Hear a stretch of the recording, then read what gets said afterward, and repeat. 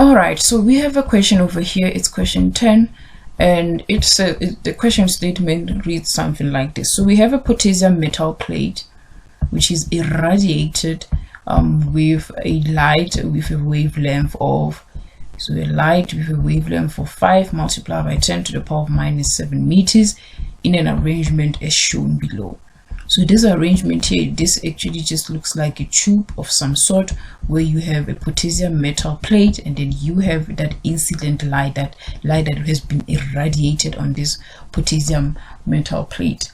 And then this whole entire thing is just connected to a battery. So there's your battery over here, and then you have an ammeter. This ammeter will actually just register the current flowing through this circuit, correct? And then they're saying that the threshold frequency of potassium is 5,55 multiplied by 10 to the power of 14 hertz, right? And then there we are. So now they're asking us to define the term threshold frequency. So we already defined this in previous lessons. We said that the threshold frequency is the minimum frequency of light needed to eject electrons from a metal surface, and then we have to calculate the energy of a photon incident on this metal.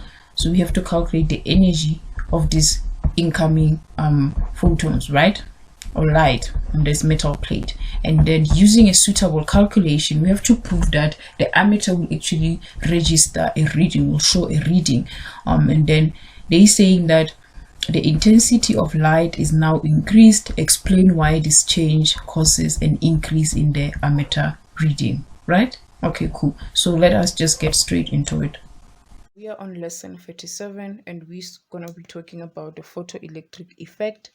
This is just a question that I took from a previous exam thing. So we're starting at 10.2, which required us to calculate the energy of that incoming thingy. So let me just, I'm gonna try, I don't think it's necessary for me to draw the schematic. I hope you've drawn it.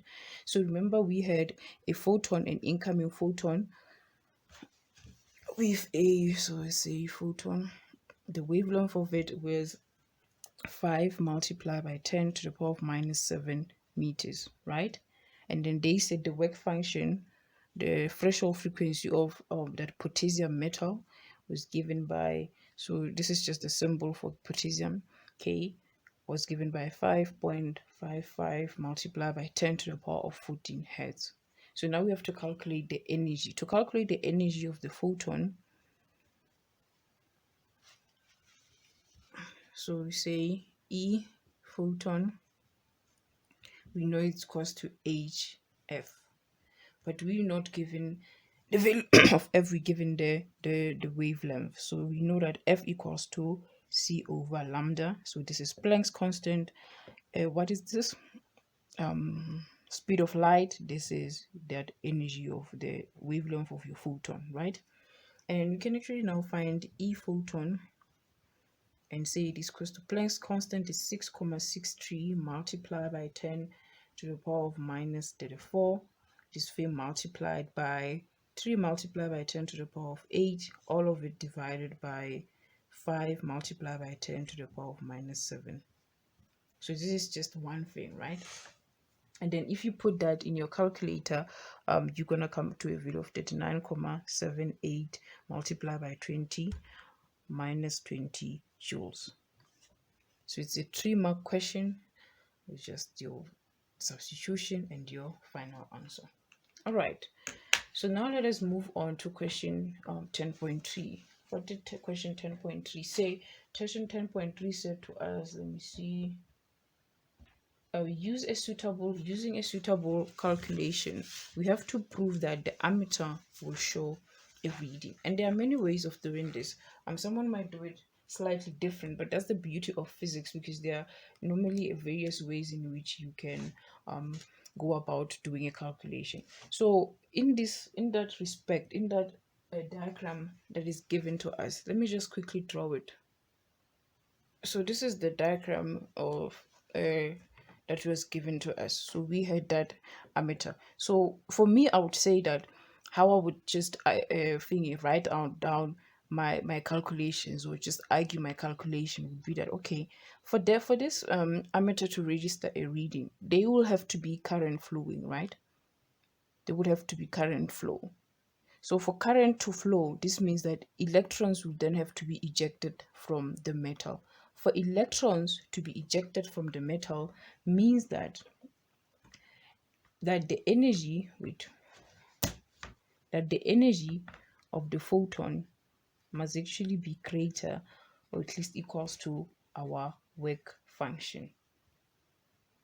So I know what the energy of my photon is already. We've calculated it in the previous equation and we found it to be 39.78 multiplied by 10 to the power of minus 20 joules, right? So now it's just a matter of finding what the work function is. So now our work function is given by HF naught, right? So do we know what F naught is? Yes, we have that. Do we know what H is? Yes, it's Planck's constant. So that's just 6,63 multiplied by 10 to the power of minus 34. And then this entire thing is just multiplied by our frequency. Our frequency was given to us as 5.55 multiplied by 10 to the power of 14. Is it 14 or 24? It's 14. Yeah, it's 14. And then if you put this in your calculator, you will come to a value of 36,46 or 47 multiplied by 10 to the power of minus 20 joules, right? Okay, so now we can clearly see that 39,78, this value here, multiplied by 10 to the power of minus 20, is greater than 36,47 multiplied by 10 to the power of minus 20. What does that mean? This means that the energy of the photon is greater than the work function, meaning electrons will be ejected from my metal. Therefore, electrons will be ejected. What that means, if electrons are ejected, then we will actually have current flowing in our circuit. I hope that actually made a little bit of sense. So the last question, which is question 10.4, is just asking us, it says that the intensity of the light is now increased. So intensity is increased. Explain why this causes an increase in the ammeter reading. So they notice that maybe before the intensity was increased, let's say maybe the ammeter reading was 2 ampere. Now they increase it, maybe they find it to have a value of 4 amperes. Why is that happening when we increase the intensity? So I think we kind of have to start here. So when we increase the intensity, this means that we will actually also increase the number of photons. So if we had incoming photons, there was like 4 of them. If we increase the intensity now, we will have like maybe 10. So, and we know that one photon of ejects one electron. So one electron will absorb, will be ejected by one photon, not absorbed, will be ejected by one photon. So meaning if we have more photons, it means the more electrons will actually be ejected, and as a result, more electrons flowing through our circuit. Hence that reading there actually also increases. And yeah, this actually brings us to the end of this lesson, as well as our series for paper 1. Paper 1 was just focused on the physics part of physical sciences, and then in the next couple of days we only will be looking at paper 2, which is chemistry. So I'm hoping that you were able to follow through with all of these lessons. Remember, I'm always available on WhatsApp. You can always message me if something is unclear. All right.